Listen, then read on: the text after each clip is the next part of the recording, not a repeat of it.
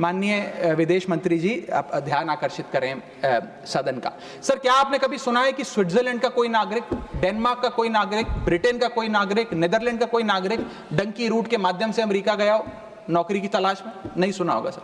भारतीय ही क्यों मजबूर है डंकी रूट के माध्यम से अमेरिका पहुंचकर वहां पर मेहनत मजदूरी, छोटी मोटी लेबर का काम करने के लिए? वो इसलिए सर, क्योंकि इस देश में तमाम सरकारों ने हमारे देश के युवा को बेरोजगार रखा। वादा तो था सर 2 करोड़ नौकरियां देने का, लेकिन वो 2 करोड़ नौकरियां दे नहीं पाई सरकार। शायद लैक ऑफ अपॉर्चुनिटीज और अनएम्प्लॉयमेंट के चलते लोग अमेरिका जाने को मजबूर हो गए। मैं बताना चाहूंगा सर, आप इसको इस परिप्रेक्ष्य में भी देखने की कोशिश करें कि अमेरिका के सबसे पिछड़े राज्यों में एक राज्य है मिसिसिपी जो आता है। मिसिसिपी राज्य में अमेरिका की सबसे लोएस्ट पर कैपिटा इनकम है। मिसिसिपी की भी लोएस्ट पर कैपिटा इनकम $48,000 प्रति वर्ष है। उसका मुकाबला करिए सर, कंपेयर करिए भारत की पर कैपिटा इनकम से। भारत की पर कैपिटा इनकम मात्र $1160 है। कहां अमेरिका की सबसे गरीब राज्य की पर कैपिटा इनकम, यानी कि साल में औसतन मिसिसिपी में रहने वाला एक आदमी $48,000 कमाता है, वहां एक भारतीय औसतन $1160 कमाता है। तो क्यों नहीं कोई बेहतर जिंदगी के लिए, ज्यादा पैसा कमाने के लिए अमेरिका जाने पर मजबूर होगा सर। मैं डोनाल्ड ट्रंप एडमिनिस्ट्रेशन की जो इकोनॉमिक इंपैक्ट भारत पे पड़ने जा रहा है उस पर भी आपका ध्यान आकर्षित करना चाहूंगा सर। सबसे पहले H1B वीजाज। ये H1B वीजा जो अब भारी रिस्ट्रिक्शंस के साए में फंसे हुए हैं, इसका सबसे ज्यादा अगर नुकसान किसी को होगा तो भारतीयों को होगा सर। वर्ष 2023 में 3,86,000 H1B वीजा एप्लीकेशन अमेरिकी सरकार को आई, जिसमें से 72% एप्लीकेशन भारतीयों की थी। यानी कि अगर H1B मुश्किल होगा तो सबसे ज्यादा मार भारत के स्किल्ड लोगों को पड़ेगी। दूसरा, स्ट्रिक्टर H1B वीजा।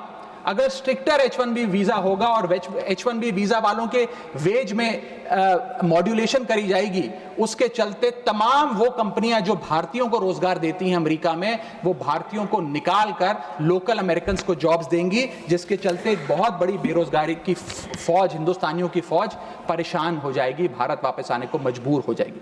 सर, तीसरा पॉइंट, ट्रंप के प्रपोज्ड टैरिफ्स। ये टैरिफ्स क्या है सर, जिसकी इतनी चर्चा होती है कि ट्रंप एडमिनिस्ट्रेशन टैरिफ लगाने जा रहा है, प्रपोज टैरिफ लगाने जा रहा है।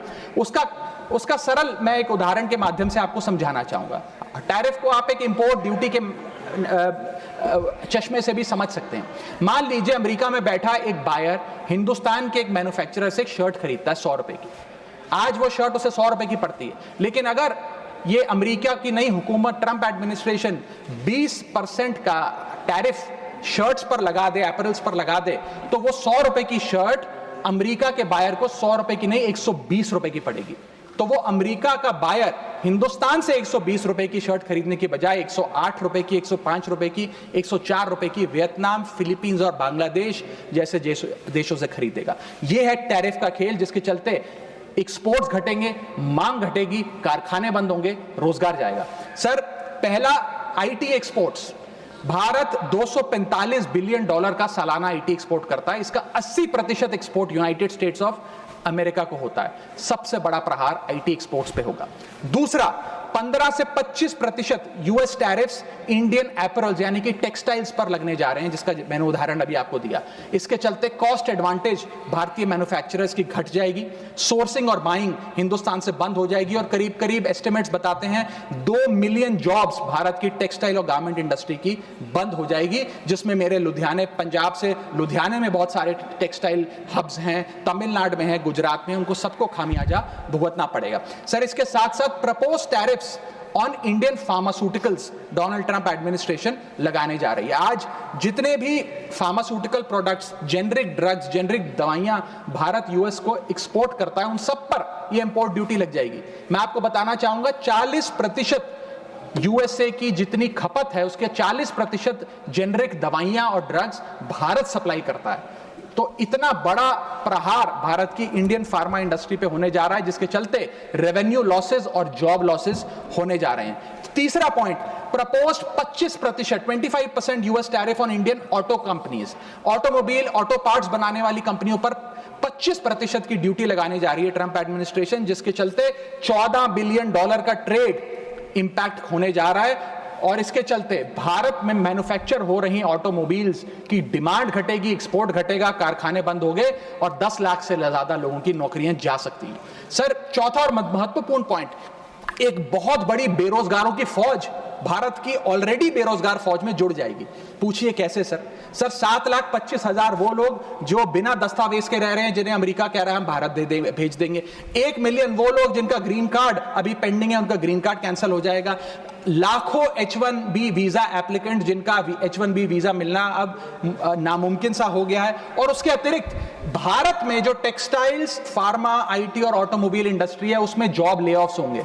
यानी कि इन लाखों लोगों की, एक जो अनएम्प्लॉयड लोगों की फौज भारत आकर भारत की ऑलरेडी अनएम्प्लॉयड लोगों की फौज में जुड़ जाएगी, उसको कैसे हम इस इकोनॉमिक साइकिल में रीइंटीग्रेट करेंगे, कैसे इस अनएम्प्लॉयमेंट और अंडर एम्प्लॉयमेंट का सामना करेंगे। सर, मेरा आखिरी पॉइंट इस ट्रंप एडमिनिस्ट्रेशन का जो इकोनॉमिक इंपैक्ट भारत पर पड़ेगा उसके संदर्भ में है, वो ये है सर कि भारत की फॉरेन इनवर्ड रेमिटेंसेस घट जाएंगी, भारत का फॉरेक्स रिजर्व्स घटेगा।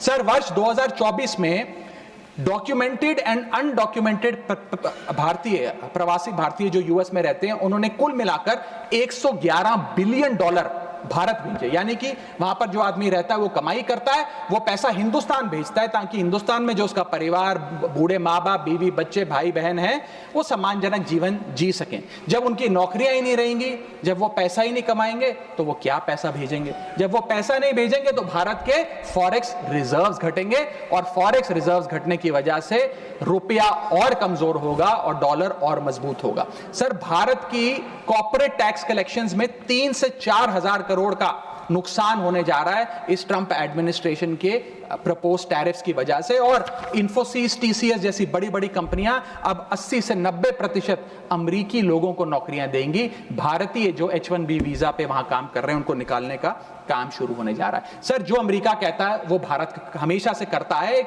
वफादार दोस्त की तरह।